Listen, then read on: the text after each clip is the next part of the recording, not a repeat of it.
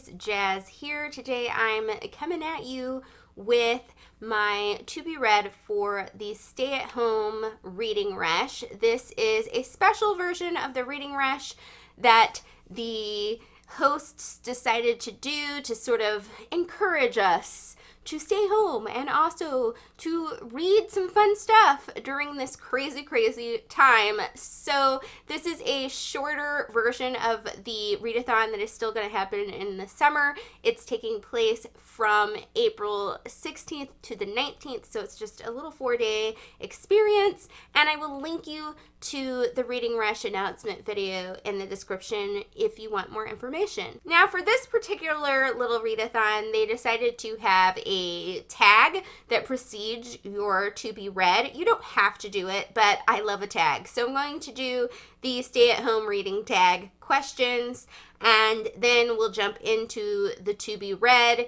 in a little bit. So the first question is, how is your reading going while staying at home? It's been a weird roller coaster of emotions with reading. It was fine, then it was sort of reading slumpy. The longer this has gone on, the less I want to read anything with any sort of world building, unless I've read the book before. If it's a reread, I already know what the world's like. So books that I was in the middle of, I was not necessarily in the mood to read anymore, but I still wanted to finish them, so it was a little weird. Granted that the few books that I did read during this time that did have world building, a couple of them did have quarantines in them, and I was like, not excited about reading that right now.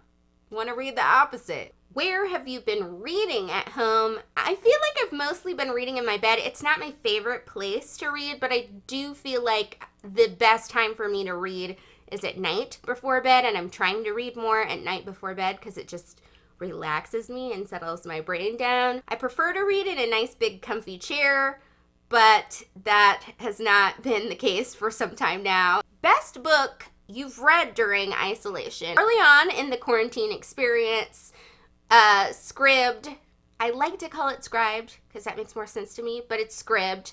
They had a little thing going out that you could get it free for 30 days, and so I took Scribd up on their offer, and when I did that, I found the audiobook of Odd and the Frost Giants by Neil Gaiman, which is one of his sort of more children's geared sort of writings, and it is freaking adorable. I loved it so much. What's your favorite feel-good read? So I have two feel-good reads that I kind of alternate in between depending on mood and the situation.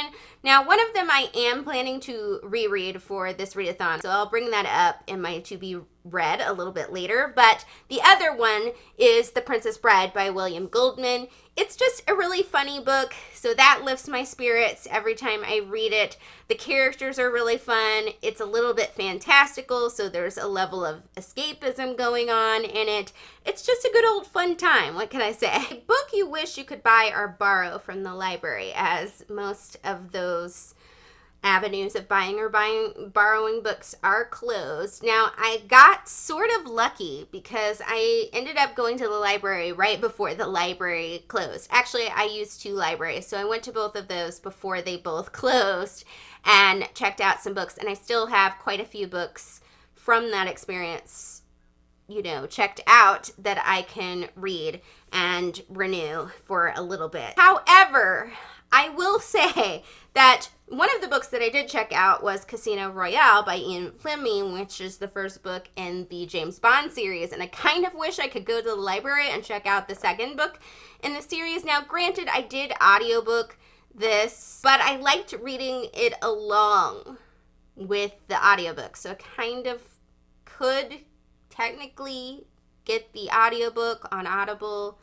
and listen to the second book, but I would like a copy of it that I could check out at the library. Author you want to shout out during this time? I'm just going to go with Neil Gaiman because he did write my favorite book of self-isolation, Odd and the Frost Giants, and he's one of my favorite authors. So of course, the last question is, what is your reading rush to be read? So let's jump into the reading challenges. The first challenge is to read a book with a house on the cover. So I've decided to go with Caleb's Story, which is the third book in the Sarah Plain and Tall series. Had a really good time earlier in the year reading these books, and so I'm really excited to jump into this third one, which I'm not really at all familiar with the story too much in this one, but it does have a little farmhouse on the cover. I think it's their farmhouse. I don't think it's their barn.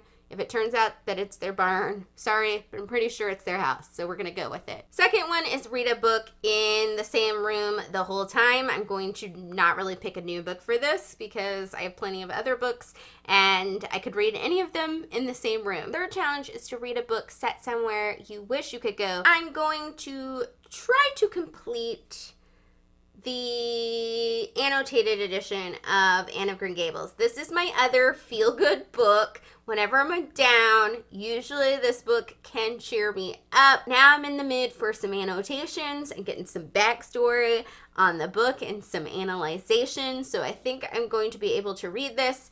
And it is, of course, set in Prince Edward Island, which is a place that I would really like to go at some point. I don't know if I'll ever go, but it's a nice dream that I have with my little Anne of Green Gables loving self. I do have a plan for this, though, which is maybe sort of a cheat, but I really do want to finish this, you know, for the readathon. So I'm actually going to start a portion of this before the readathon starts and then hopefully complete it during the readathon. Last challenge is to read a book that will make you smile. Now I have a couple chosen for this. The 12th volume of Kimi Todoki, because as everybody that follows this channel knows, this is just the cutest thing on earth and I know it will make me smile. It's just the most adorable manga ever. Also, I wanted to have an audiobook option and I think 3 hours away from already completing Stardust by Neil Gaiman in the audiobook format. So I may try to complete that audiobook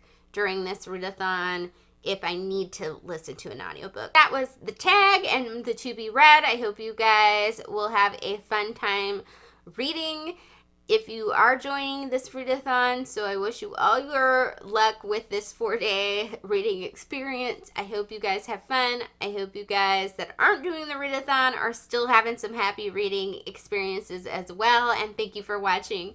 Bye.